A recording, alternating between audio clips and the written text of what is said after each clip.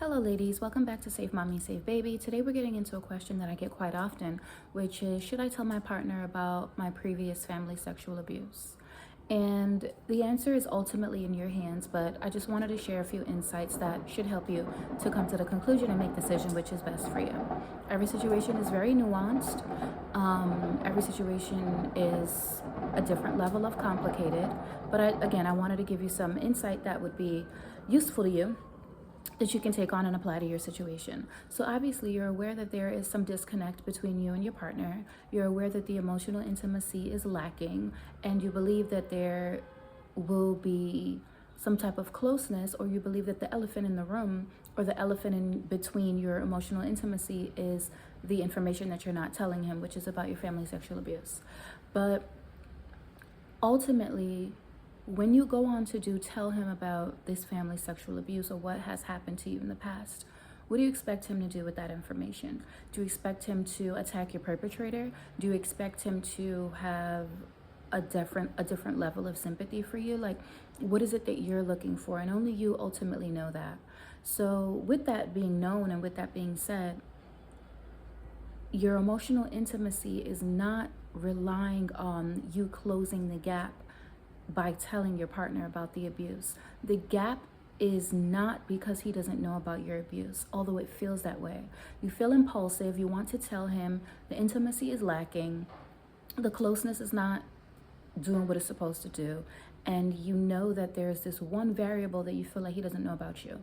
Ultimately, having emotional intimacy with your partner is not about it's not about giving or sharing your entire self with your partner. We are all individuals, and two individuals come together and make a partnership. In ethical relationships, I'm not talking about non-ethical relationships. Anyhow, when you come together, it is not so that the other person is to know everything about you. That is unrealistic. That is not what relationships are based on. So we're all here and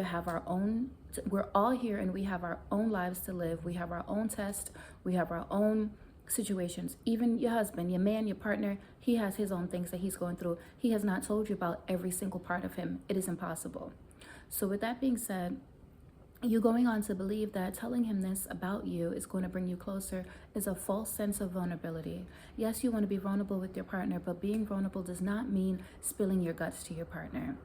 Again, when you go on to tell him about this, what do you expect him to do with the information? When you drop this heavy load on him, what do you expect his life to be like after you have told him this? Instead, having a real feeling of emotional intimacy is on you and you alone. It has absolutely nothing to do with you closing the gap. There is a gap in your relationship. Obviously, you feel that, but it should not be that you're feeling impulsive to tell him about your family sexual abuse, because it might not be none of his business, and it really might not be the elephant that you think it is. But it feels like the elephant because it is the lowest hanging fruit that you can think of. It is the lowest hanging fruit that you can reach for. So instead of telling him about this, think it over. Like I said, every situation is very nuanced, and you should think it over. You should understand what your motives are and what you expect to come out of you spilling these can of beans, because ultimately it is a can of beans. It's a can of beans that not even you want to hold on to. That's why you want to spill it. But when you master your emotions, you don't have these impulses. You don't feel a sense, you don't correlate your sense of vulnerability with your family sexual abuse. Instead, you master your emotions for yourself, and you create the emotional autonomy that you need within yourself, so that these impulses do not come up within you, so that you don't even feel the need to tell your partner or your husband or your man about this. Because how will his world change? Having and mastering your emotional autonomy means considering yourself and considering all of those around you, including your man.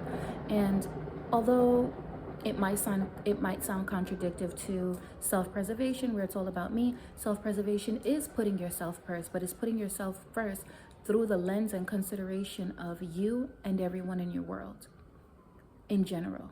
So it's not about being selfish and I'm paining right now, so I want to throw my pain, or I'm feeling some type of way and he don't know this about me, so if he knows this about me, this is about to bring us closer. It's not going to bring you closer. 9 times out of 10, it's not going to do what you intend it to do. So you're better off just being a big girl and handling your business on your own and mastering your emotions. That way you show up as a better woman in your relationship. You show up as a better woman for your household. You show up as a better woman for your children. And as I said, every situation is very nuanced. So you need to take heed to your specific situation. And it might even be situations where there are situations where someone has jumped the gun on your business and they have told your man about your personal business. They have not given you the autonomy. They have not given you the respect to make the decision for yourself if you want to tell this person or not. Oh my goodness, why I have I'll be going to go get my neck stretched because that was strange. So with that being said, where was I? Yes. Maybe someone has jumped the gun on your own business. Maybe a family member has stepped ahead of themselves and told him. That is a whole different situation. But again, there are outliers like that. And again, you need to take, maybe that person never respected you enough for you to even go ahead and tell your partner about the abuse. With that being said, there is a way to navigate that. And that shouldn't happen, but it does happen. But every situation is very nuanced, and with family sexual abuse, things do get very complicated. So again, you tell your husband, you tell your man, you tell your partner about this, and then what do you want him to do? You want him to go attack your perpetrator? You want him to be mad at your whole family? You want him to... Things get really complicated. So again, it's best advised, and it's more suitable for you to just master your emotional autonomy. That way you don't even have the impulses, and you understand that the gap that you're feeling in your emotional intimacy has absolutely nothing to do with you telling him about your previous sexual abuse. Instead, the gap that you feel is there, and it is relevant to the sexual abuse, but it's only relevant to the sexual abuse because you have not mastered your emotions with the sexual abuse.